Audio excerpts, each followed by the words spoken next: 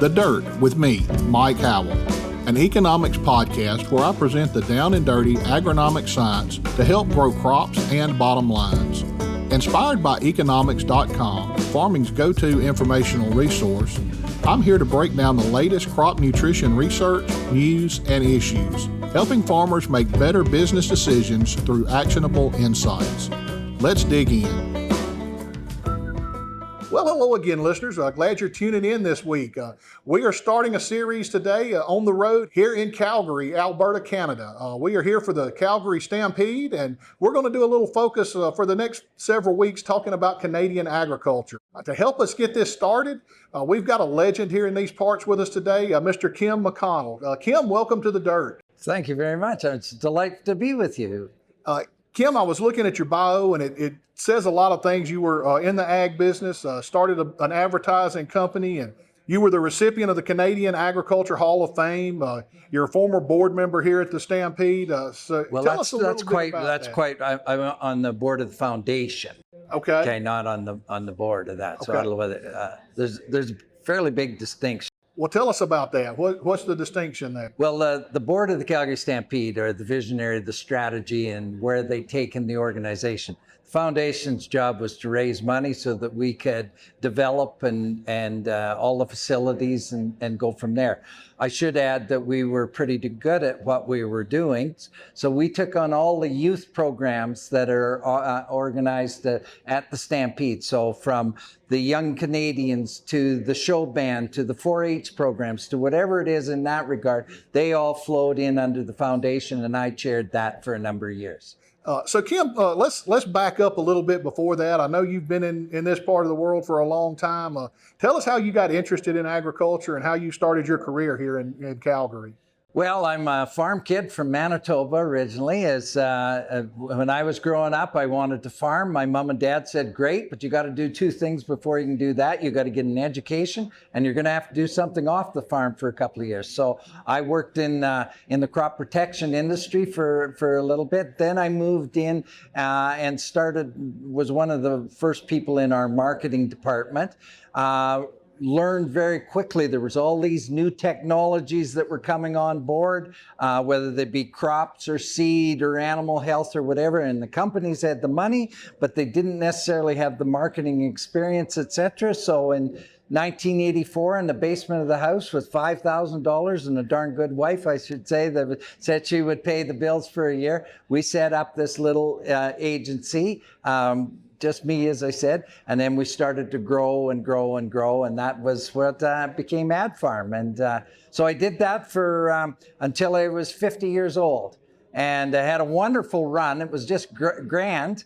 And then when I turned 50, it was like, this is like New Year's Eve, and what's the future take? What do I want to do? And I decided I didn't necessarily want to continue to run the business. So I divested my interest in that, and I moved into the second phase of my life. If the first phase was operational leadership, the second phase became directional leadership.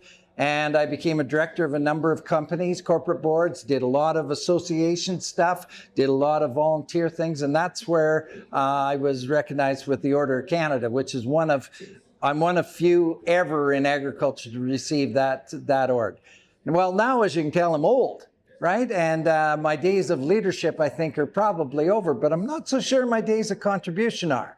So I'm now into phase 3 of my career, Mike, and I like to say I'm into inspirational leadership. So I have 8 mentees, 6 women and 2 men in various things where they're emerging executives. The CEO or the deputy minister, 6 are in the corporate world, 2 are in government, has come and say, this is a rising star. Would you spend a little time with them? So now I get to mentor them, and so I'm still involved with some of the corporate boards and a few things that I'm doing in that, but I just get to play every day. But I play in the field of agriculture and food and policy and development like that, and pretty fun time. Great place to play around. Oh.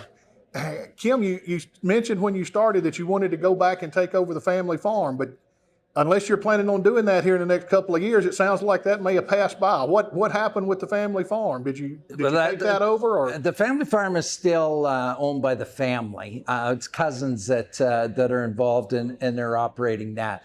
As our business started to grow and we had started to get quite large, there were a lot of people that were counting on me, and so that was where I saw the opportunity to stay on and do that. So I gave up the dream of being a farmer myself. To be quite honest, Mike, I probably wouldn't have been a very good farmer. I think the skill set that is needed there versus skill set that I have in other areas, I probably, through fate, chose the right trail. Yeah. So, Kim, let's talk a little bit about the Calgary Stampede and the history. What can you tell us about the history? How long has it been going on? How has it changed over the years? Well, I'm old, but I'm not that old. I can't quite remember when it started, but it goes back to 1912. And there was an exhibition and a stampede, and they came together to what we have today. There was a promoter extraordinaire, guy by the name of Guy Wiedeck, that brought it all together. And so that was the rodeo and the trick riding, but there was also the exhibition where you brought your animals, you did all those other things. So they sort of grew and grew and grew together. Agriculture has always been the heart of the Stampede and where it is and what it's going in that regard. But over the period of years, it has changed and changed dramatically. As you can see today, it's a big show with, there's 1.5 million people that are going to come through the gates on that. But that's only part of it. That's what's happening on the grounds. If you go around here, there's people coming from all over the world to be able to experience and have fun, but there's also policymakers, there's things like that, people like that, there's conferences, there's meetings, there's little side deals. There's really probably not too much like the Calgary Stampede.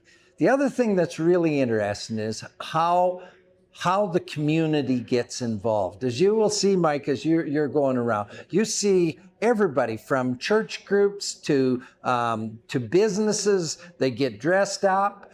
They have pancake breakfast. They have whatever. It's Western values coming to the fullest in that regard. So that's in a sense, the history and where we are today. Where we go tomorrow, or where the Stampede goes tomorrow, I think is a really interesting period here. Yeah. So, Kim, it's obvious that the Stampede is focused on agriculture. I had the chance to go around today a little bit and see some of the educational exhibits. I got to see the junior steer show today, and now they're having the auctioneer do the sale for that steer show, I believe. So, a lot of stuff going on here. But why is agriculture still the top priority here? This part of the world was cattle country. This is where a lot of, with the foothills and the cow-calf, and they came together, and this is where the livestock industry, the cattle industry in particular for Canada, sort of came. So it's natural that is a component of it. But I think Calgary is more than that. Calgary is also a robust city with a great airport, great transportation, great everything. So we have the head offices, the many head offices in Canada and globally that are involved. So there's different things that go here. And the Stampede is 10 days of the year when we can all come together, we can celebrate together, and we can flourish together. And I think that's pretty darn special. Many places of the world will have festivals, but not so much where they all come together, business, social, entertainment, family, everything can come together, and you can celebrate basic rural cowboy, in a lot of ways, values. And you know what, when you go right down to it, even those are things that unite a country and unite an industry. So I think it plays a more important role all the time. Kim, at Nutrien, we did a study probably 3 years ago now. Several things came out of that study, but one thing I kind of want to focus on was the disconnect we found between the farmers that are producing our food and the consumers that are buying that food. We're having more and more people live in the city now. They're getting disconnected from the farm. Each generation is getting further away. You've been around this for a long time. How can we bridge that gap and get the get the producers to communicate with the consumers a little more, and the consumers to communicate with the producers. I totally agree with you, Mike. You know, in Canada, we spell Agri-food interesting. We spell it AGRI-FOOD.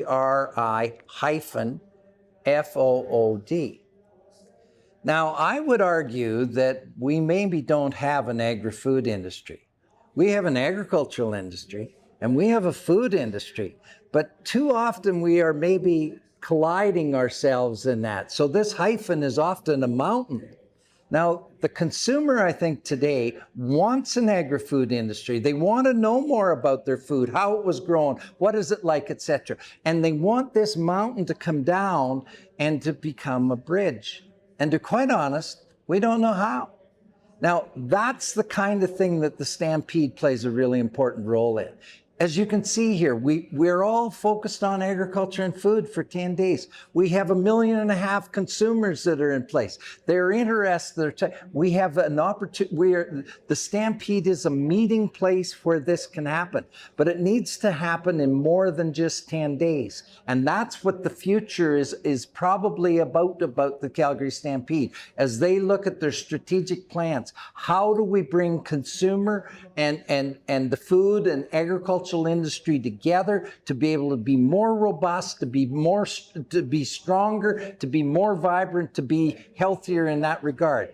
And looking around here at this time of year, it is bloody beautiful, isn't it? It is. And people from around the world are coming in and then they're seeing this. If we can't make this the hub where we can start coming together and trying different things, if it can't happen in Calgary, I'm not sure where it can happen. So that's the focus. I think that's the focus of the board. That's the focus of many of the volunteers on the agriculture side and on the food side. And I think that's an interesting component on other areas. Where does education fit in? Where do you fit in? How do we do different things? How do we learn? And let's make it a melting pot and bringing it together for the benefit of everybody. Well, Kim, I said I had the chance to walk around a good bit today and got to go through some of the exhibits downstairs and through the livestock barns. And I was really impressed with the people there that were trying to teach people what's going on. You know, there's a lot of people coming through here, and it's obvious to tell that most of them don't come from a farm background, but they're in there getting their hands dirty. They're feeling some of these grains, and they're touching a cow. So I think that's going a long way to help communicate that to the consumers. And I think I would add another thing. I think they're starting to understand that agriculture is more than a farm or a ranch. Actually, as we look out here, even though people have never been or they're coming from other parts of the world or whatever, they're looking and they're saying, gee, anything I like to do, I can do it in agriculture. If I like technology and gaming, I can do robotics. If I like science, I can do it here. If I like money, I can do it there. If I like associations and policies and whatever, you can do it in agriculture. And we're an industry with a purpose. We feed people. Wow. Isn't that an inspiring thing to do? And I think the Stampede helps bring that thing together. Give them a taste. We're a teaser to help come together. Kim, I think we're singing out of the same songbook. I preach that to young people every chance I get. You know, you may not want to get your hands dirty out in the dirt like I do every day, but there's a place for you in agriculture. And we've got to get these top quality students into agriculture some way. Like you said, whether it's in the technology or accounting or we need agriculture lawyers around. I mean, there's just an endless place for these young people to get in. And the other way around too. People in the dirt and whatever else that they're the specialists, they also need to see what are the consumer after. What are they? Too often we speak to ourselves. This is the kind of place where we can speak together and come together. So Kim, one of the other things we talk about a lot on this podcast is sustainability. What can we do to help these producers stay in business and protect our natural resources so that it's here 100 years from now for our ancestors to take over? And you know, the Stampede has been here for a while. It's pretty sustainable, but what do you see as the largest opportunity for sustainable agriculture here in Western Canada? Sustainability is very, very important. But sustainability is not just environmental sustainability. I think it's economic sustainability and it's community sustainability. Now, on the environmental sustainability front, we have a lot to be proud about, and we have some misperceptions at times that need to be done. I think when we look, as you well know from your experience, the technology and the commitment the farmers have to be able to look after their land, to look after their animals, etc. They've always wanted to do that. We have a strong commitment, and with technologies and with better practices, we're getting even better at it. But we also have to be able to be economically sustainable with the new technologies that are coming. Great, but we got to be able to afford to be able to use them in that regard, and that's where it is. But then the final one, I think, is community sustainability. You know, communities are really important. Agriculture is rural. If we don't have hockey rinks and we don't have fun place to be in rural country, real communities, we're not going to have people in that.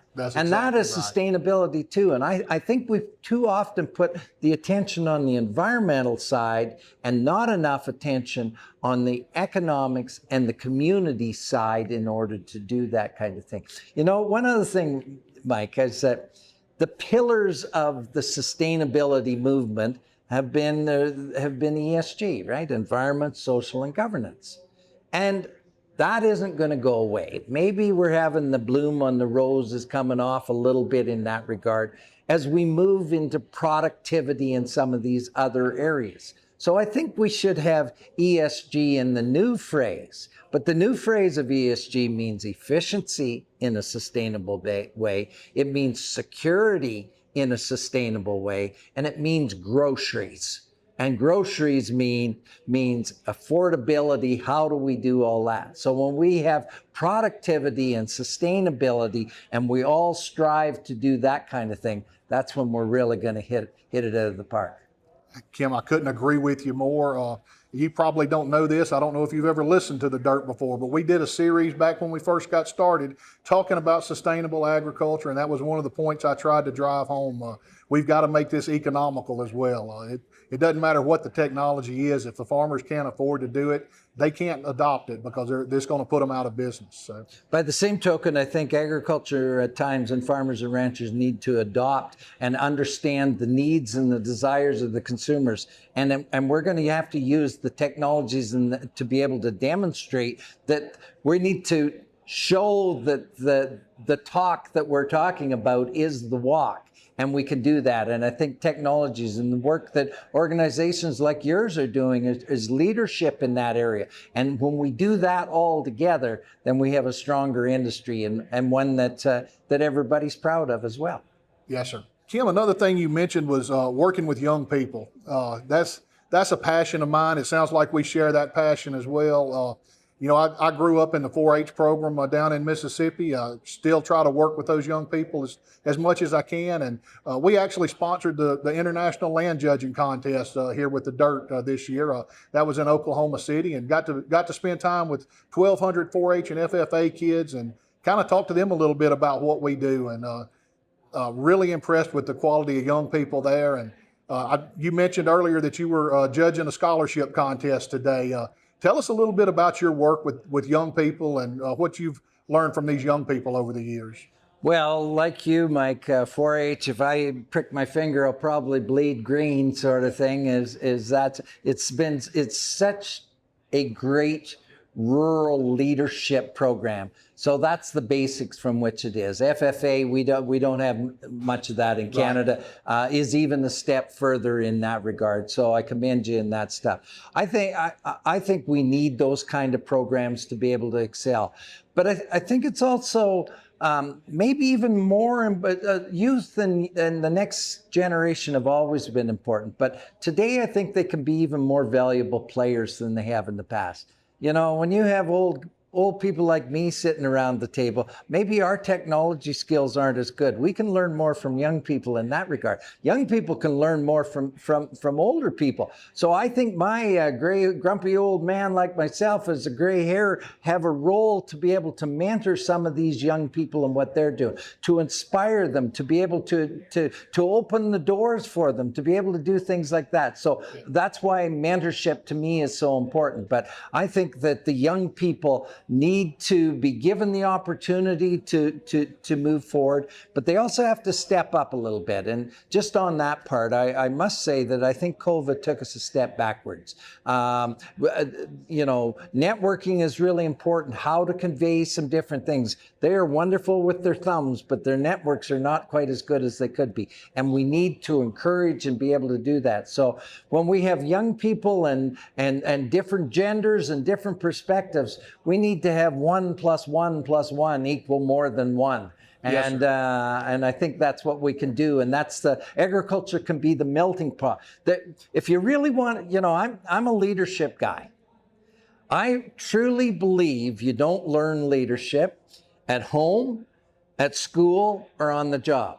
First off, at school, they don't teach it in a lot of ways. And at home and on the job, there's always a boss, your mom and dad, the CEO or whatever. If you really want to learn leadership, be a volunteer, because you're the head of the company and you're the teacher and I'm a janitor or whatever, but we're all working on the horse show. We're all the same deal. That's when you learn leadership and what you can do. So we got to get more involved, and old people need to mentor them. When I say old, it's next to the current generation, and we got to give the young ones the chance, and the young ones, come on, step up, let's go. Kim, I have young people ask me from time to time for advice. What do I need to do? What do I need to focus on in college? And it's hard to answer that question, but one thing I've started telling them, make sure you can look somebody in the eye and hold a conversation with them. And I think that'll open more doors for anybody. It seems like a lost art, and people just can't do that anymore. I would totally agree. I think your advice to them is good. I would add one other thing. I would challenge every young person today and say, who are 5 people you are going to have lunch with this year? Just who are 5 people you're going to have lunch with? Pick them out, contact. They can get in to see basically anybody they want.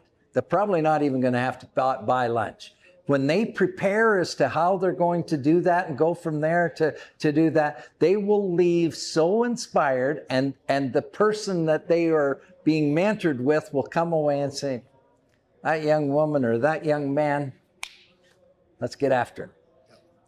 Well, Kim, we've covered quite a bit today in just a short period of time. I really appreciate you taking time out of your busy schedule here at the Stampede to visit with us. I know I've gotten a lot out of this. I know our listeners will as well. Do you have any closing comments you want to leave our listeners with before we sign off? Not really. I've enjoyed my conversation. I believe that the agriculture and food industry is the industry of the 21st century. We are sitting in such a great place. North America is the place to make it happen in a lot of ways. I think the challenge is let's live up to our potential. And that means let's come together. Places like the Stampede that can interact and bring it together is the kind of things that are the fuel to make us go even further. So I've enjoyed my conversations with you and look forward to spending more time with you. Kim, we really appreciate it. Listeners, we thank you for tuning in this week. If you'll hang around for just a couple of moments, we'll be right back with segment 2. Farming isn't farming without questions, and now there's a place to go for answers. At eKonomics, an entire team of agronomists is waiting and ready to help for free. No question is too big or too small. Visit Nutrien-economics.com and submit your question with the Ask an Agronomist feature. Listeners, welcome back to segment 2, where we ask one of our agronomists a question of the week. Today, to help answer that question, we've got Lyle Howell, senior agronomist with Nutrien, covering the Canadian region, back with us. Lyle, welcome back to the Dirt. Thanks for having me, Mike. It's always great to be on the Dirt. Lyle, last time we had you on, we talked about soil salinity. This week's question is kind of along those same lines. And the question is, what is a salinity reclamation plan, and how should a grower get started in one? Boy, that's a tough one, Mike. Some saline systems are very hard to reclaim. Sometimes it's accepting that your land is saline and accepting that it's may have to be managed completely different from the rest of your farm. We would refer to these as marginal soils, meaning that they're marginal to the annual production that you probably want to have success with in the rest of the field. But what can you do to help improve those saline soils or at least stop them from becoming worse? It's all about controlling the groundwater. The salts involved in saline systems are usually being carried in the groundwater, no matter what the source of the salts are. In the end, it means that you probably have a high water table, and that high water table is bringing salts to the surface or preventing the salts from moving down past the root zone. So as the water table moves up and down, the salts move up and down with it. And if they become deposited in the root zone or in the surface where the crop is trying to germinate, then that becomes a problem. So we have to manage that groundwater. There's two tactics you can take. I think the best tactic for most farms that works for any farm is to change the crop. Change it most often to a forage crop that is tolerant to salinity. Forage crops have deep root systems. If it is a forage crop that can tolerate high levels of salts, that forage crop will actually benefit from the nutrients that are often associated with salinity and also from that groundwater. If it can tolerate the salinity, there's a good source of groundwater. So sometimes forages cannot just tolerate salinity, but be actually highly successful. And also, again, that deep-rooted forage is going to help control the groundwater from moving to the surface, not just under the forages, but to the land adjacent to the saline area, so that the salinity doesn't spread past that zone or in that area of the field. Now, there is another tactic, and that is subsurface drainage, tile drainage. It's expensive. It involves a lot of planning to do it right. It requires a place for the water to be drained to, and it may help the land in this case, and it may not. So you have to approach subsoil drainage, tile drainage very carefully. Again, it can be highly successful, but there is one problem that people have to face is that if you want salts to move downward in the profile, there has to be water moving down with them. And that might be irrigation water. And if you have irrigation to push it down, that's fine. But for a lot of farms and dryland agriculture that is severely affected by salinity, you're relying on rainfall or snowmelt to move that water down through the profile. And that's not often available in enough volume to move those salts downwards. So two solutions: forages that work for pretty much every farm, and for a few farms, tile drainage. Lyle, we appreciate you taking time to visit with us and give us this great information on managing soil salinity. Listeners, we hope you've enjoyed this episode. And if you have any questions about anything we've talked about today, you can visit our website. That's Nutrien-eKonomics.com. Until next time, this has been Mike Howell with The Dirt. Hey guys, if you like what you heard today, do us a favor and share this podcast with someone else. It could be your neighbor, your friend, your crop advisor, or whoever you think would enjoy it. Your support helps ensure future episodes, so please like, subscribe, share, and rate the show wherever you're listening from.